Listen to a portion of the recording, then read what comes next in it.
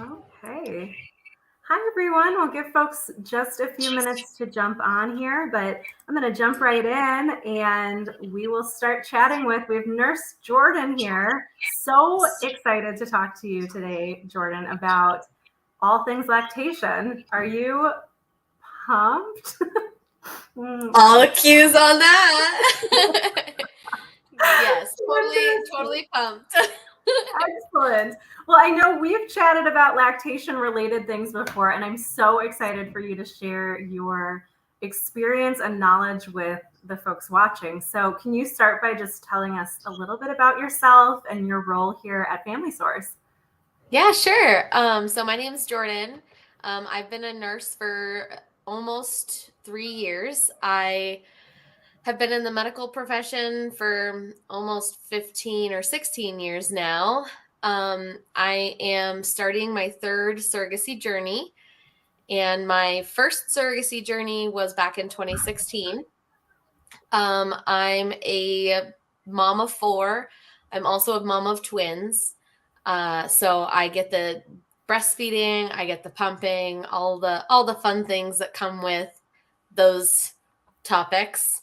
But the fun thing is I now get to work for an agency and kind of delegate and focus my energy on things that just make me happy. So lactation is something I never really thought I'd fall into, but my knowledge base just grew based on my personal experience, and then the education part just came naturally.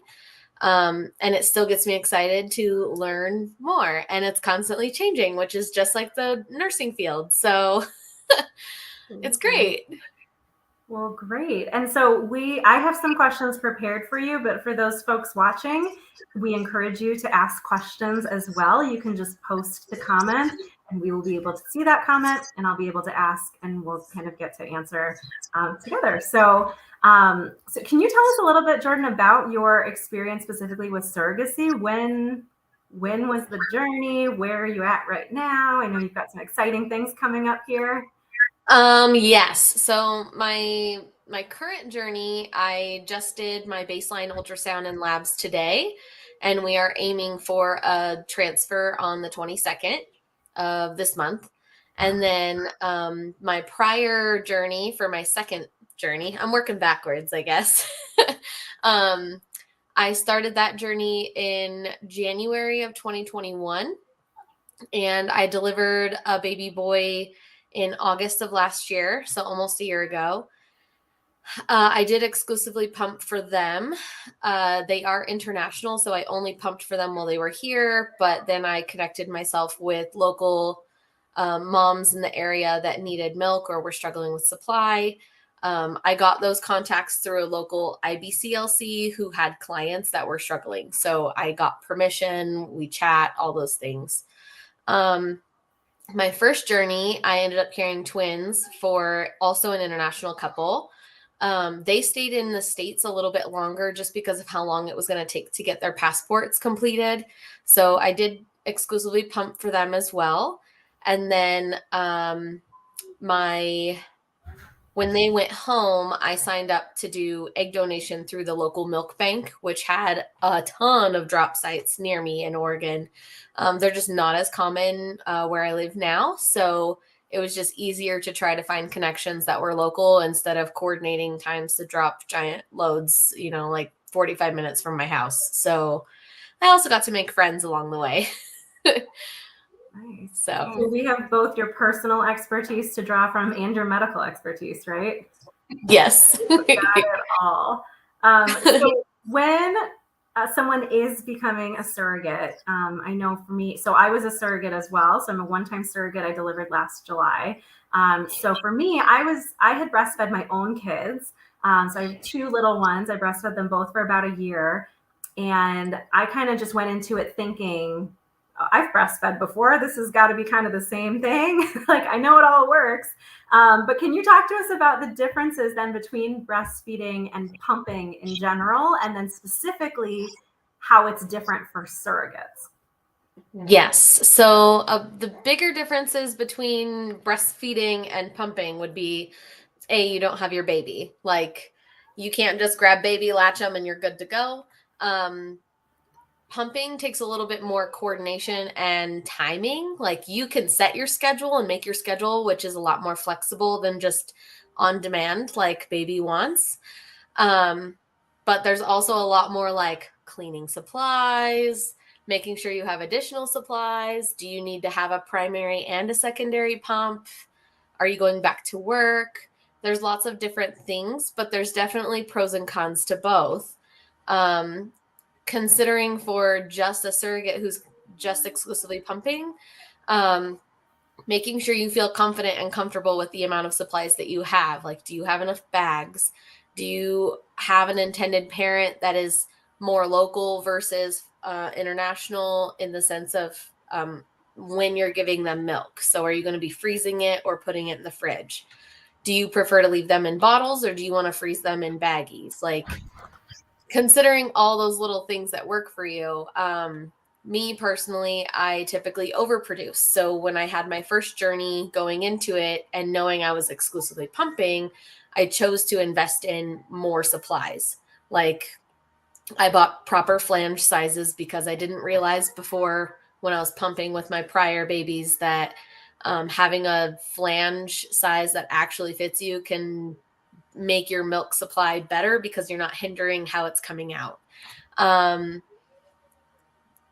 many bottles you keep it so that you don't have to keep doing dishes is also so I chose to buy like a pack of those like 10 extra pump bottles so then I could just screw them on, put a lid on them, and then deal with them later if I really wanted to.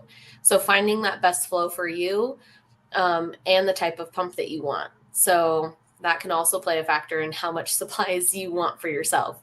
But keeping those things in mind, going from like breastfeeding to exclusively pumping are definitely a benefit. Yeah. Now, did you, you said that you chose to pay for some of that. So, did your intended parents ever pay, like, what did they cover versus what did you cover versus what does insurance cover? Those types of things. So insurance technically is supposed to cover the cost of a pump for you. However, since I was choosing to buy an upgraded version of that, there's awesome programs. So, like, if you don't want to go through who your insurance is saying you have to go through, there's lots of places like Aeroflow breast pumps, or I think there's another website. I cannot recall the name off the top of my head. But those websites you can run through your insurance and they will cover the cost of what that brand would normally be covered at the basic model, and then you pay the difference. I made it work with my own pump for my first journey. I just asked if they would help me pay for the additional bottles. So we came to an agreement and they paid for half, mostly because they knew they were not going to be doing it long term, which was a benefit to me. For my second journey, I actually used my own pump from my prior journey because it was better. So when I had the surrogate twins, 18 months later, I got pregnant with my own twins. So I bought something that I knew was going to help me be successful with being a working in school student and mom. So I paid more through that website to get something that I wanted. I've been very successful with that. So one thing that I would say within that last two sentences is that not every pump is meant for every person. So finding a pump that actually works for you is great. Like lately, the ratings for Medela, for example, are not the greatest. I'm strong ho Medela, but that's also because I bought supplies a long time ago that I know work for me. But I know a lot of people that are going, Spectra or Mom Cozy or Willow or whatever works for you. So finding what works best for your milk supply is good. And if you want to get more technical, you want to find what's going to work with your breast size, nipple size, flange sizes that company makes, things like that are also something to be considering. But yeah, sorry, I lost my train of thought and went on a tangent. No, it's all very helpful information. I think the supplies supply is one conversation, but the actual supplies that you need is a whole other conversation. So Yeah. I But am like a that, girl through and through. So that's so interesting that you say, I think the brand just depends on the person. yep. But to go back to the cost part of what you were mentioning a second ago, if you are pumping for your intended parents, typically you are reimbursed for any supplies for that. So, like, I needed a new jelly pad that I could put in the microwave to heat for when I was needing heat pads for my breasts. Those were covered and reimbursed. Storage bags were reimbursed. If I needed new like flange or not flanges, the membranes, if I needed a new membrane, that was covered. Intended parents definitely help. You don't have to, but it should be within your contract that if you are choosing to pump for these parents, you get compensated typically either by the ounce or per week, and then reimbursed also for all those supplies within that time frame. Yes, which is why I think it's so important to be having this conversation and to be thinking about these things even before you start the medications to get pregnant, because really you need this information and you need to know a plan before, like when you're in the legal stage, right? Yep, totally. That's why, yeah, at all stages. It feels like it's so far away when you're at the beginnings, but it sneaks up on you. So Oh yeah. And it's amazing how even just like as time goes on, things in contracts change. Like my first contract was actually outlined to be paid per ounce. And then my second contract was just presented to me in a different format, and I was paid per week versus per ounce.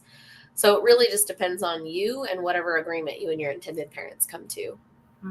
Did you have a preference then, or is there typically pros and cons to? There's pros and cons. Like, like, well, the intended parent was here. I got stressed about 3 days before he left, and I had a dip in my supply, which it really shouldn't have mattered, but it stressed me out. And I guess when you think of like how much am I getting you that week, probably I wouldn't have made as much if I did a per ounce, but I'm not seeing it as commonly to do per ounce, but there's also other options. Like if you have intended parents that agree to pay you until they leave, then you can also look into places to donate your milk. Like there's NICU, it's NI-Q. It's a program that will pay you per ounce of your milk. I'm pretty sure it's like $2 per ounce last time I looked into it. But it is like you're almost like their employee. They're going to give you a W-2 at the end of your journey. The process for me was a little bit too complex to want to sit and focus on it with sleep deprivation of pumping. So I chose to just stick to local. But there is those options. I've even had girls who were surrogates and pumped and donated and almost supplemented their whole income for the year just from pumping and donating that direction. There's also like pumping and donating to a local milk bank if you have one, which then goes to hospitals that have NICUs. And depending on the level of NICU, they get more or less based on their supply. They still pay for it, but it would be like donors donating to the milk donation place and the hospitals pay for it. They filter it and all those fun things. So it sounds like the first go-to typically is to find out if the intended parents want the milk or not. Yep. And if they don't, then you can either, some people sell it even locally. So I know you'd said donate, and then some of that is donating, but also selling it. I've seen Facebook groups and things like that where you can get connected with people. Yes, is that how you got connected locally, or were there other ways that you got connected with folks locally to sell to? I chose to reach out to the local IBCLC who had her own outpatient practice. Right. And the reason I did that is because in the lactation world, us lactation counselors don't love the idea of selling online because there's a lot of risks to it. And studies have actually shown that when you're selling it in like Facebook groups, that like 60% of the time, it ends up being like formula that's been made and then frozen. So people are selling things that aren't actually breast milk. So to still kind of keep the ethics of it, I reached out to someone who I could trust, and connected me with moms who, like, this nurse in IBCLC also knew me. We worked together prior. And so she was close with her clients and then offered, like, hey, I have a nurse friend who is, a surrogate, but baby's leaving. She has milk. Would you be interested? So it created conversation. Like, I was opening up myself and being very open about, like, my diet. Do I take medications, things like that, to these moms in the area? So those are things to consider when taking somebody else's milk as well. Like, I drink caffeine. That's about my only flaw. But other people, that's not always the case. So you're taking a risk by, like, unless you know them, you don't really know them. Mm-hmm. Yep. Yeah. Safety first, right? That's so important. We have a question from someone watching. And again, just as a reminder, if you're watching and you do have a question, feel free to post a comment and we will get to it. So backing up to this conversation about supplies and pumps specifically, how do you go about finding which pump works for you? Finding a pump that works for you is really trial and error, because once you buy one, you can't return it because it has to do with, like, the bodily functions of what we're purchasing it for, that's part of the problem. Is it's not one size fits all. So the lactation community is, like, this is one of our sensitive topics, is that if you take one through insurance, you can't do another one through insurance until you either have another baby or all those fun things within lactation. But you could always, like, I strongly recommend reading the reviews. Like, what were the negative things? What were all the positive things that people liked about certain things? For me, I typically am looking for a specific flange size that's not very common across all the brands, which is why I chose to just stick with the one that I have. However, this last surrogacy, I had to consider, as a nurse, we don't get 20-minute breaks. Like, there is no way in any day that I could guarantee that I'm going to get 2 pump sessions of 15 to 20 minutes. So I knew I needed a hands-free, something that I could just pop in while I'm charting so that I could keep up. I was recommended the Mom Cozy from my IBCLC because I'm like, hey, this is what I'm looking for. However, this brand specifically was not covered through insurance, but it's fairly cheap in expense. So it did end up working for me to relieve, but because I have that special flange size, it still wasn't, like, relieving me completely, and had a dip in supply on one side. So that's where it's like, not every pump is going to be one size fits all. It's a one size fits most. So you got to find the most that fits you. Yeah. And I will say hospital grade, right, versus not hospital grade. I know that's a conversation. And, like, I know for myself and for a lot of my friends, it was, you get the one pump that's like your primary pump, and then maybe have, like, an on the go one that you don't get through insurance. I've heard that recommended as well. Does that ring true? And that's where we typically use the terminology, like, primary and secondary pumps. So your primary pump is going to be your go-to, like, post feed, or if you're an exclusive pumper at home where you don't really care how much you're showing, if you have cords sticking out or whatever.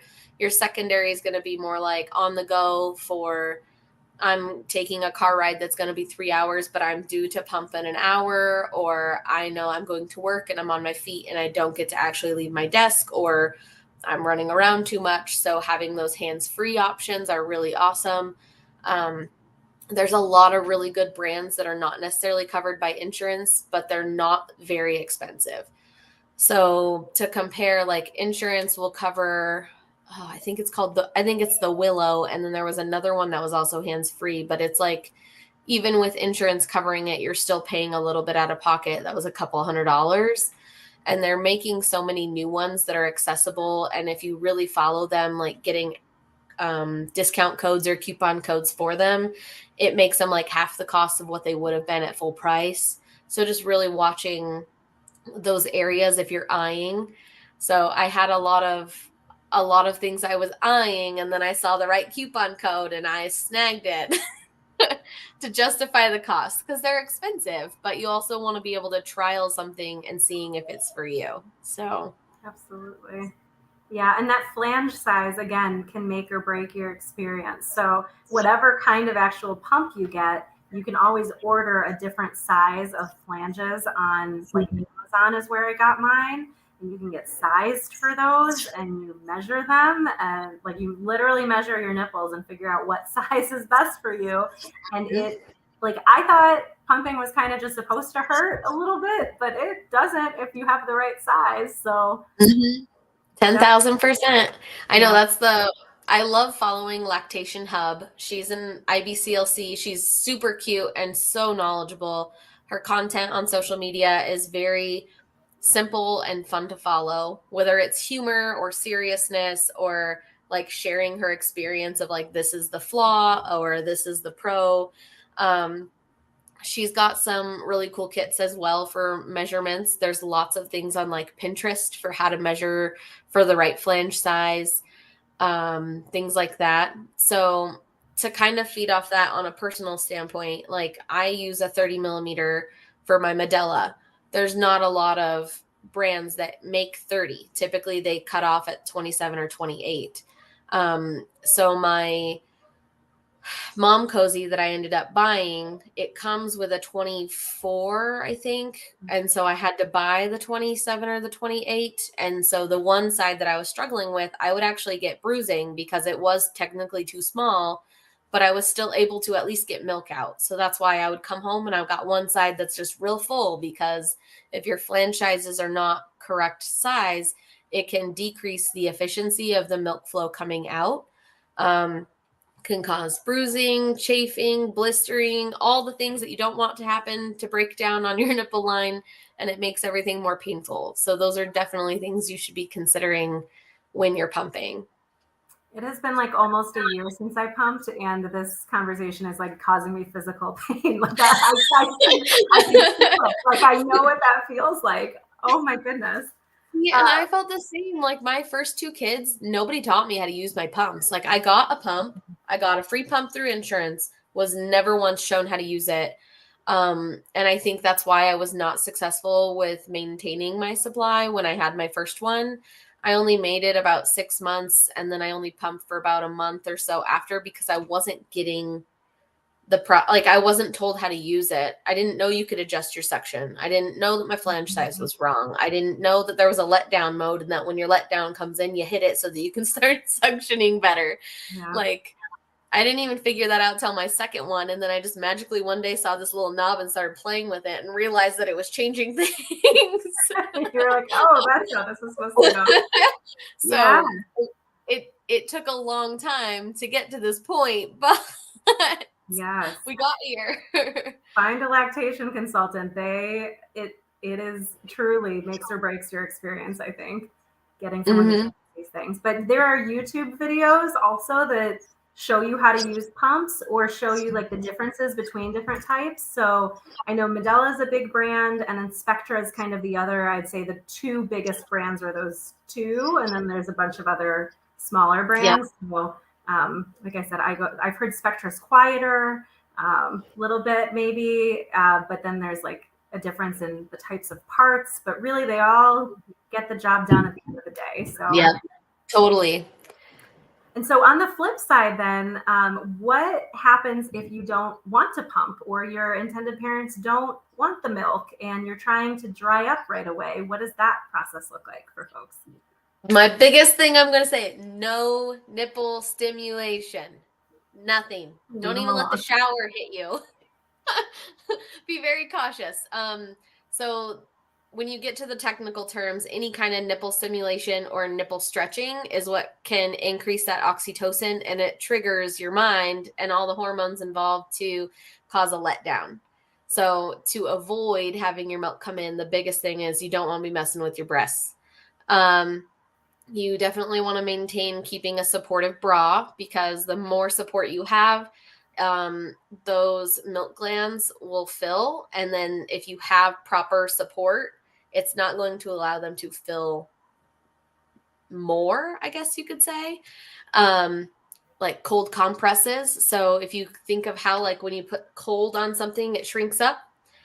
Same concept with your milk glands. You put a cold compress and it's going to shrivel up, and then it's going to think that it's fuller than it actually is. So cold compresses are really helpful. If you like to go to the more natural route, there are oils that can help, like peppermint or sage, whether you like drink those in your tea or you diffuse them or you put them on topically. Those are very beneficial to helping you dry up. There's also some medication routes. So if you are one that's like, I like being on birth control, it works for me, that's when you could consult your primary care provider about putting you back on a birth control after delivering, because that high volume of estrogen will then deplete your milk volume. And then the last one would be like taking a low dose antihistamine or taking decongestants. They really manipulate the receptors involved. And so the receptors that would then be filled with milk are actually filled with antihistamine, and then it decreases that volume. So if you've ever like been breastfeeding or pumping and you get sick, but you took like Sudafed or something and you're like, holy crap, I just lost 3 ounces out of my normally 5 ounces session. That's why. So all those lovely things with drying up. The one big myth that I want to highlight is do not use cabbage leaves. I know that people say frozen cabbage leaves all the way, it works. Yeah, it might work, but you're putting yourself more at risk for getting bacteria in your breast line, which is just highlight for infection. So it's not actually recommended in the lactation world to do those things. But pick your poison. If it works for you, it works for you, but you're also putting yourself at risk. In the medical field, we do a lot of like, is it more risk or is it more benefit? So again, trial and error, just like the breast pumps. That's such good insight, though. I had never heard that.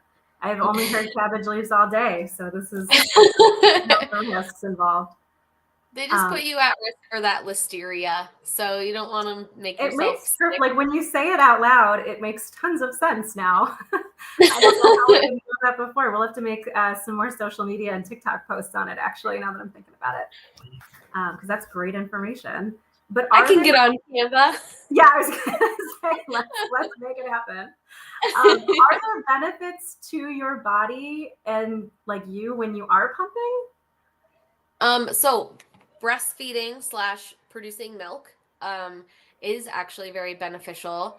So it can decrease the instance of like diabetes, heart disease, things like that. And it, for every time you do it, it then decreases those things from happening to you later in life. Different if you're like type 1 diabetic, you're born with that. But like heart disease, things like that can really put into effect long term, that are typically issues when you're older. Yes, those are a benefit and have been proven in study after study that the more pregnancies / breastfeeding / exclusive pumping that you have done can decrease those from happening. Bodies are so cool. Isn't that just the coolest? That's how that works. So yes, it sounds like, take into consideration whether or not the intended parents want the milk. But then also, we've already discussed there's a lot of other things you can do with that milk and potentially benefits to the surrogate as well, right? Mm-hmm. Yep. Decreasing that. I keep joking with myself, as many pregnancies and babies and pumping as I've done, I've decreased my chances of having a heart attack by like tenfold. You gotta be on board from that one at this point, I feel like. So, but there's also like myths out there. People are like, oh, well, if you breastfeed, you lose weight. Biggest myth out there. That Not was true. never my experience. Mine either. But there are women out there that like hail that, and I'm like, it's also a myth. So Yep. So did you ever ship your milk? You said that you just had it while they were local, right? Or while they were here? yeah. I've never gotten to ship my milk. However, that is an open possibility because my journey that I'm in right now is my first time having parents that are in the States.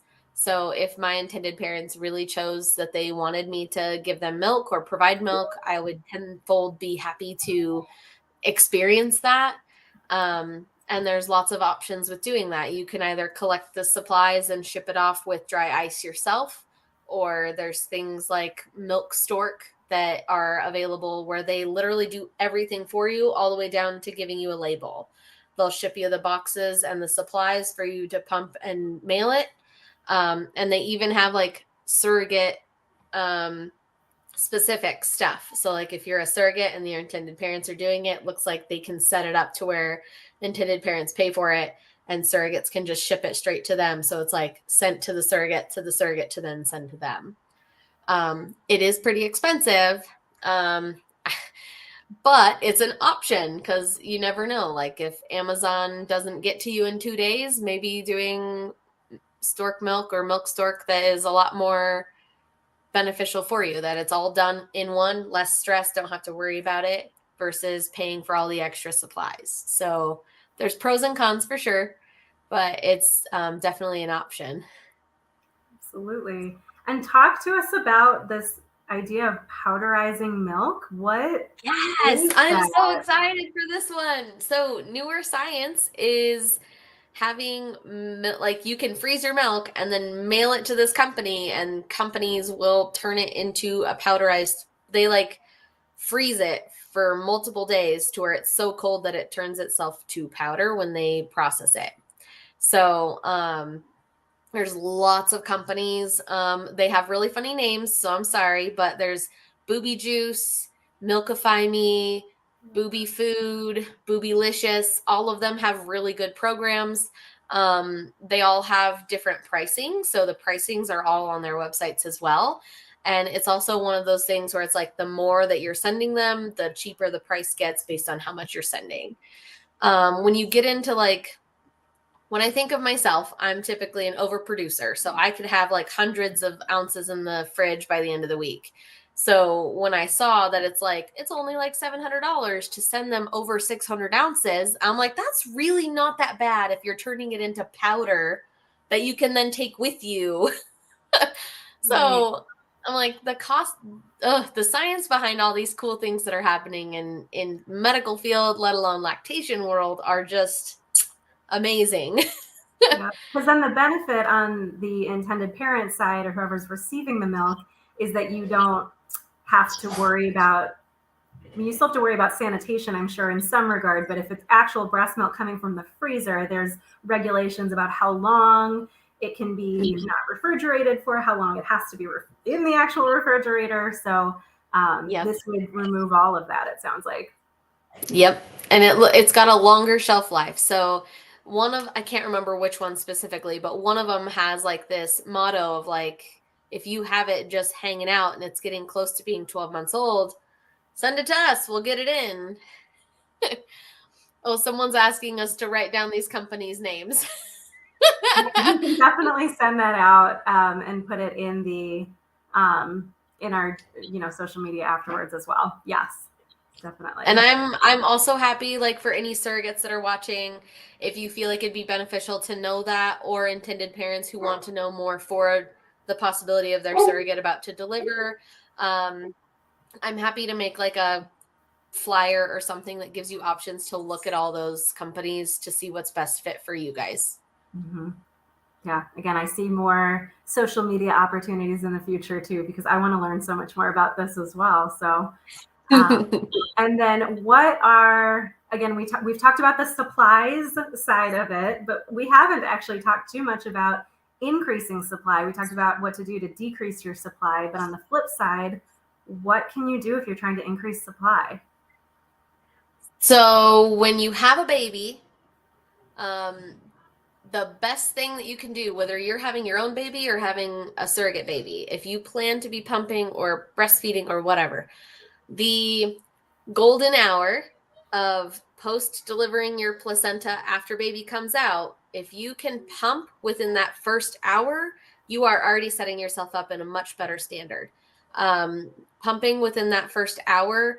So after your placenta releases and comes out, all of these receptors start opening, and those receptors then need to be filled. They're filled by the action of the nipple stretching. So pumping or breastfeeding or putting baby to breast within the first hour of life can then fill all those empty receptors, which then can give you a better milk volume to follow. When it comes to like down the road, establishing a better supply, although it is found to be a myth that keeping yourself with lots of fluid and calories, overall, when you think about it, just keeping yourself well hydrated and well nourished is definitely important. And although it's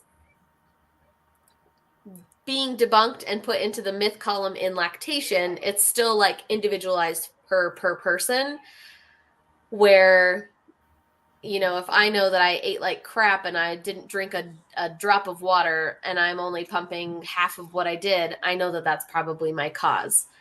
But personally, when I keep myself more hydrated, whether that's with electrolytes or water, or I ate really well, that's also something that has helped me maintain my supply. There's lots of other like supplements that you can look into, but those are not something that should be your first go-to. Trying to maybe troubleshoot other things, because like, what is the potential cause of your lack of supply? Is there potentially a lack of milk transfer for, like, is your flange size the correct size? Is your baby latched the correct way? Do you have diabetes? Do you have liver problems? Do you have kidney problems? Like, all the medical things that could also affiliate with having a low supply. So kind of investigating that side of it with your provider, or chatting with a lactation counselor or an IBCLC to help narrow down your problem could also be beneficial to you. One of the other things is, how frequently are you feeding, or how frequently are you pumping? Best practice is to pump we say 3 hours, because studies are showing between 2 and 4, and it's just easier to remember that middle number. So whether that's 3 hours from start to start or 3 hours from finish to start is not relevant, but pumping every 3 hours or getting yourself on that schedule can help. There's also things that can help you if you're like, oh, well, my supply was great, but I had like a hard day and now my supply kind of plummeted a little bit. You can choose to power pump. And power pumping is where you're kind of mimicking the idea of cluster feeding. So if babies are cluster feeding, they're on the breast like multiple times within a couple hours, right? So with power pumping, typically you're going to take one session per day for up to 3 to 7 days. You're going to do it once for 1 hour, because it's going to be a long hour of pretending like that baby's off and on you. So you're going to pump for your normal session, 15 to 20 minutes. You're going to rest for 10 minutes, then pump again for 10 minutes, then rest again for 10 minutes, and then pump again for 10 minutes, and then you're done. But it takes an hour to get to that point. So taking the time to like mimic those hormones that you would have if you actually had a baby will then help you supply that. And studies are showing that women who have done this anywhere from 3 times in a sorry, let me rephrase that so that it doesn't get confusing. Women who have done it once a day for 3 days, or once a day up to 7 days, it has shown to increase their supply with also keeping up with the normal pump sessions before and after. So I hope that definitely helps people, but not many know of that trick. So keeping up that supply is definitely something that's a challenge. But one thing to remember, though, is stress is also a factor. So trying to find ways to de-stress yourself, or some people say, like, if you're pumping, finding yourself a quiet room with like a picture of something that makes you happy, playing water sounds, like closing your eyes and kind of finding your zen while you're pumping. Another trick to de-stress yourself, because if you're like, you're pumping and you're like, oh, man, I've only got the like this much and I've been pumping for 10 minutes, and then it instantly stresses you out. So one trick that people have with pumping, if you have bottles that are hanging and you're watching those bottles, is covering them up with socks. If you've got baby socks or just normal socks, just hide it. Don't think about it. Stress really can deplete your supply. So trying to find ways to work around those fears or anxieties of, am I making enough for my baby? I love that tip about the socks. I like almost wish I was still pumping so I could use it, because that is so stressful, is figuring out the amount.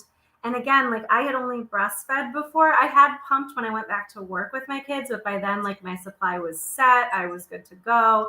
But I know for me, and something that I just want everyone to know is after, like right after birth, I thought I'd be pumping like 2, 3 ounces every session. And I think it's like day 2 after delivery where you're supposed to just be making like drops. And I thought something was horribly wrong with me because I was only like producing little tiny drops.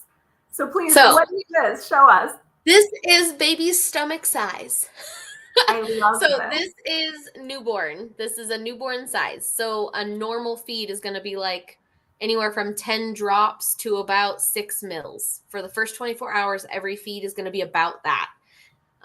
If you're doing more than that, you're going to be stretching their stomach really fast, and it could cause them to be really fussy. It can cause them to have gas because then they're trying to learn all this new stuff in the first like 24 hours. And then on day 2, this one's actually day 3 and day 5 of their stomach size. So this gives you a good progression of where they should be within the first week. But when you're like in the hospital and you're like, oh, I only got like 5 drops, is my baby going to be okay? More than likely your baby's going to be fine. Mostly putting your baby to breast is going to be a good thing. But day 2, it does increase. So it's like anywhere from like 10 to 15 mils to about 20 mils, 25 mils is probably where you want to cap out. Again, this is based on like baby size, how frequently are they pumping, how like was mom gestational diabetic, because then baby's probably going to cue to eat a lot more, a lot frequently. And then by day 3, typically your milk is going to come in. So we usually say like 30 mils plus. So like that's like about 2.5 ounces or more after day 3. If baby's eating, let baby eat, but you kind of want to allow that slow progression for your milk. I've had lots of times where moms are like, I have no milk, but I had my baby yesterday. That's normal. Your milk's not going to come in for like 3 to 5 days. And that really just depends also on like, how did you deliver? Did you deliver vaginally or did you deliver via C-section? Because C-sections, it can be a little bit slower since it's not as natural. Your body's like, what the heck just happened? Oh yeah, I need to do this. Yeah. So don't be panicking in the hospital about supply, no. It sounds like. No, try not to. One thing I kind of want to highlight with that though is I found this meme the other day, and I'm so glad that I found it because I had a client reach out to us and was like, this was the problems that I had with my supply before, but they've only had one baby. And I was like, the best thing about breastfeeding and your milk supply is that think of it like grapes. The first year, there's not going to be as many, but the second year, there's like 10 times more. So your body not only is adjusting to the fact that it knows what it's doing, but it's more established for it to be happening. So your milk supply can actually be better, stronger, more filling. It could be more painful than the first time that you recall because all of a sudden it's like whoosh, your body knew what to do. So just know if you're worried about your supply because you had a sucky one the first time, it's really not that bad the second go around. But if we know of what your problems were before, we can help you troubleshoot those things before we get there. You know what I mean? Yeah, I hope this is reassuring for folks. It's definitely reassuring for me. The learning curve is so steep. So thank you. I know we have to start closing in the near future, but I really want to hit, looks like Denise asked about intended moms and breastfeeding. Yep, that's where I was going next. Perfect. Yes. So this I just want to make sure we hit this question. So this is something that really hit home for me after I was midway pregnant with my second surrogate baby. I encountered a client at the hospital that was adopting, and the adoptive mom had established, knowing this in advance, to help herself lactate, and she didn't have any kids before. So whether you've had kids or not, relactation is something that your providers should be able to help you arrange. However, there's lots of different options in helping that. And typically, it does encounter taking birth control for about 6 months or so, because birth control is actually used to help make your body think it's pregnant, not to actually prevent pregnancy. And so, using the birth control, they can then trick your hormones into acting as if you just delivered. So intended moms, just know that that is an option for you to relactation or lactate yourself so that you can breastfeed your own baby. I'm like so eager to go take my IBCLC course, because this is something that I'd really love to dive and specialize in, is relactation for third party fertility, because I don't think it's really spoken about. But just know that your IVF providers or your OB providers should be able to help you with creating a plan to get something like that. Yeah, I love that. That is, again, science and bodies are just cool. And I think that's the moral of the story today. Like you said, we are unfortunately out of time for today's session, but it is great news because we actually have you already booked on the calendar for another one of these at the end of the month, because we knew that you'd have such great information to share. So we are so excited to have you back. It's already scheduled. We'll see you in a few weeks. But if anyone has additional questions, Jordan is here on our team as a resource. You can message any one of us through our social media sites, or Nurse Jordan's information is on our website as well. So please feel free to get in contact, reach out. We are all here to help wherever you are in your journey. Again, some of these conversations do need to be happening even at the very beginning, all the way obviously through and after delivery. So thank you again so much, Nurse Jordan, for your time tonight. We will see you in a few weeks for another session. And if folks need us in the meantime, just feel free to reach out. Awesome. Thanks you guys so much for having me. Thank you. Bye, guys. Bye.